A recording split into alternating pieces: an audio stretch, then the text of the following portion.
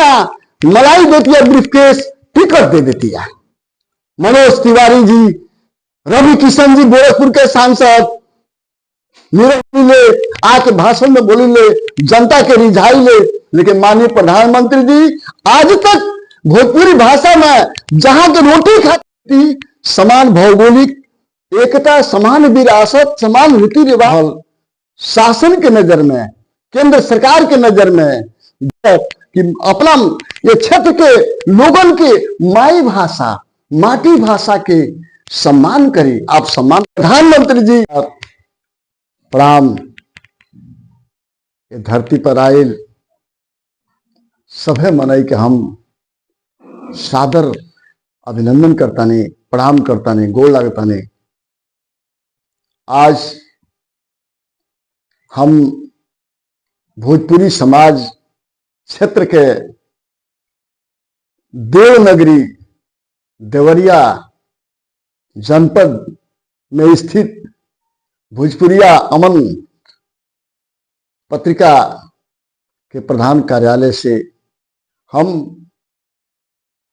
जनार्दन सिंह, भोजपुरिया अमन पत्रिका के प्रधान संपादक, भोजपुरी राज संदेश साप्ताहिक समाचार पत्र के संपादक, प्रगतिशील भोजपुरी समाज के केंद्रीय महासचिव, और वह सबके पुनः हम वंदन करता नहीं। भोजपुरी समाज ये दुनिया के इतिहास में एक ऐसा समृद्धशाली क्षेत्र बा जौन दुनिया के सगरो विधा में, सगरो क्षेत्र में पहला स्थान रखले बाटे। भोजपुरी समाज क्षेत्र भारतवर्ष के उत्तर प्रदेश, बिहार, मध्य प्रदेश के ऐसा अंचल बा, जनपद के हिसाब से भोजपुरी समाज के राजधानी जहां राजा भोज रहे, जहां के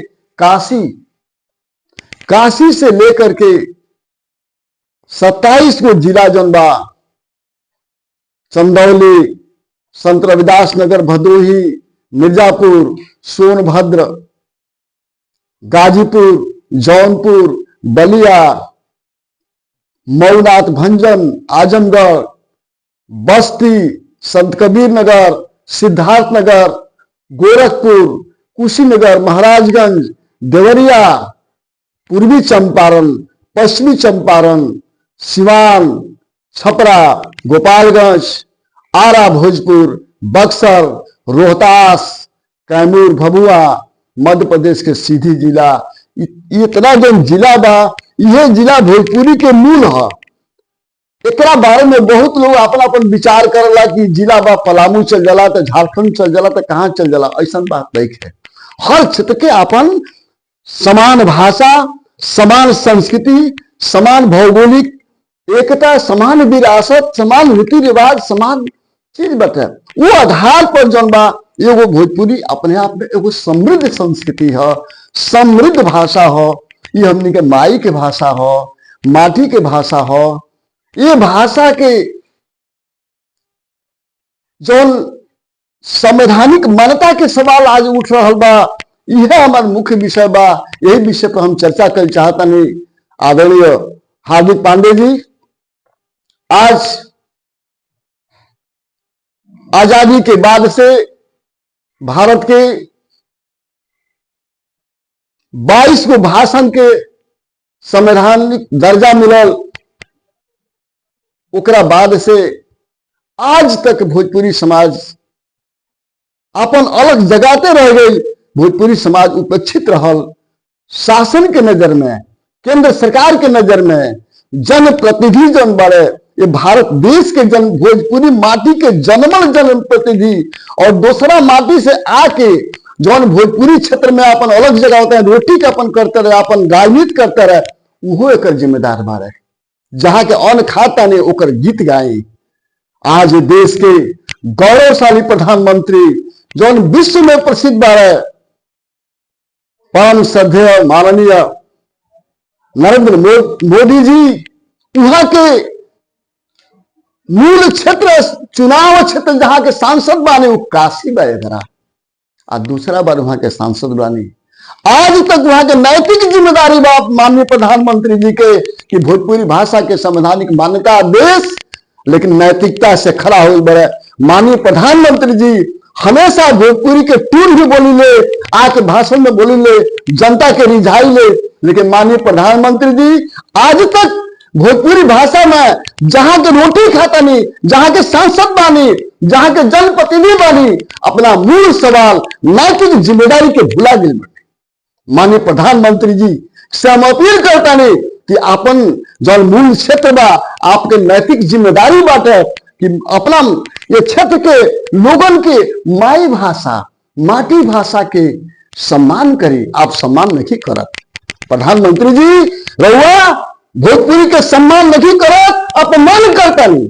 दूसरा बात सांसद बाने आज तक रहुआ दिमाग में ना आई, जबकि भोजपुरी क्षेत्र के भारत के जितना शहर बा और भारत के बाहर मॉरिशस, फिजी, सूरीनाम, ब्रिटिश गाना, Finland, Tobago, Singapore, Bangkok, America, Canada, London, तमाम अफ्रीकन देश में भोजपुरी के लोग रात दिन चिल्ला रहा बा कि भाई भोजपुरी भाषा के भारत में संवैधानिक मान्यता मिले के चाहिए।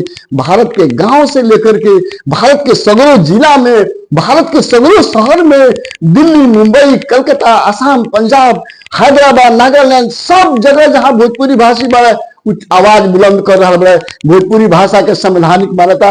कहीं धरना होता, कहीं प्रदर्शन होता, कहीं गोष्ठी होता, कहीं पढ़ाई होता, कहीं गान बजान होता, कहीं कार्यक्रम होता, कहीं सम्मेलन होता, कहीं समारोह होता, उसके माध्यम से भोजपुरी के बार बार संवैधानिक मान्यता की आवाज लोग चिल्लाते थे।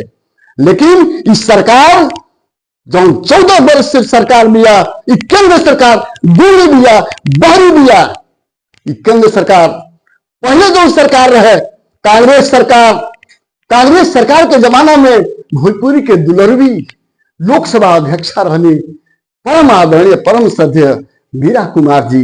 वहां के जब भी आई दिल्ली विश्व भोजपुरी सम्मेलन में वहां के कही कि हे गंगा मैया तुहे पियरी चढ़ेबो, माई के भाषा संवैधानिक मान्यता जरूर मिली। माननीय आज के रक्षा मंत्री राजनाथ सिंह जी भी कहा के वहां के मूल क्षेत्र है वो के ध्यान ना देनी, वो के ध्यान ना देनी। और बा सिनेमा के कलाकार लोग के सरकार जो बा टैबलेट देती है, बढ़िया बढ़िया मलाई देती है, ब्रीफकेस टिकट दे देती है। मनोज तिवारी जी, रवि किशन जी गोरखपुर के सांसद, निरहुआ, तमाम तरह के लोग जो जनप्रतिनिधि कहा था भोजपुरी के बाजा बजा के, भोजपुरी के बोली बोलो के, भोजपुरी के शोषण कर रहा बा लोकसभा में हकर के लोग कभी धरना आंदोलन प्रदर्शन आवाज नहीं उठे। आज तक ये लोग नैतिक जिम्मेदारी बा कि पार्लियामेंट में ये कहे लोग हमके इस्तीफा दे दे सांसद से अगर भोजपुरी का मान्यता ना मिली तो। लेकिन ये लोग मलाई काटता, खाली मलाई काटता और जनता के वोट लेके सत्ता में चल जाता। लोग के तो चाहिए। एक पहले देखिए लालू प्रसाद जी बिहार के मुख्यमंत्री, ये देश के एगो शान भी बने लालू जी, लेकिन वहां के कब भोजपुरी के हमेशा दोहन के लिए बने लालू प्रसाद, हमेशा बोला बने, जनता के बोले बने। संवैधानिक मान्यता के सवाल पर केंद्र सरकार से, प्रदेश सरकार से आज तक लालू जी नहीं बोल रहे। ये देश के जगदम्बिका पाल जी सांसद, अर्जुन मेघवाल जी, और सब कुछ सांसद लोग बा जे लोकसभा में बार बार आवाज उठौले रहे। अभी कुछ दिन पहले एगो बात आई रहे, सुदामा जी सांसद वह आरा क्षेत्र के वहां के भोजपुरी के बात बतियोले रहनी। इंजा कुछ लोग बा कुछ बात बतियावला, लिखा पढ़ी करता धरता, लेकिन आवाज लिखे उठत। अब हो गई बा भोजपुरी के मंच, सैकड़ों गो मंच बा भारत वर्ष में, सैकड़ों गो मंच बा, सैकड़ों गो मंच में देखल जाओ सब लोग कहता, लेकिन सब लोग एकजुट के आवाज लिखे। इसके भोजपुरी समाज जातिवाद संप्रदायवाद के जहर में जर रहा बा। भोजपुरी समाज में जबले जातिवाद के जहर रही, ये आईएस लाभी जनप्रतिनिधि बढ़े, ये बहुत ज्यादा महत्वाकांक्षी और माटी के दुश्मन बढ़े। इन लोग अपना माटी के, अपना माई के भाषा के हकड़ के बात नहीं के। ऐसे आज भारतवर्ष में भोजपुरी माटी से जन्मल जितना सांसद बढ़े, जितना जनप्रतिनिधि बढ़े, जितना विधायक बढ़े, जितना तरह के लोग बा, सबसे हम अपील करता नहीं कि तहरा लोगन के नैतिक जिम्मेदारी बा, रउआ सभन के नैतिक जिम्मेदारी बा कि भोजपुरी भाषा के लिखित माननीय मुख्यमंत्री जोगीनाथ जी उत्तर सरकार के गौरवशाली मुख्यमंत्री जी वहां के अबे कुछ दिन पहले बात आई रहा, बहुत खुशी भई रहा, बहुत अच्छा लागल है। वहां के उत्तर प्रदेश के जो मूल भाषा बा ओकरा के विधानसभा में बोले के अनुमति दे रही। भोजपुरी अकादमी, बुंदेली अकादमी, अवधी अकादमी, ब्रज अकादमी के प्रस्ताव भी हो सकला संभव बा, चल रहा बा। तो ये गौरवशाली बा, एकरा खातिर बहुत बहुत बधाई बा प्रदेश सरकार के, माननीय मुख्यमंत्री जी के वहां के। लेकिन माननीय मुख्यमंत्री जी के से हम अपील करते हैं योगीनाथ जी से कि विधानसभा में भोजपुरी भाषा के संवैधानिक मान्यता के सवाल पर एगो प्रस्ताव पास करके केंद्र सरकार के भेजल जा। जब ले उत्तर प्रदेश सरकार केंद्र सरकार के प्रस्ताव भेज के ना पास करी, ना भेजी, तबले भी बाधा बा।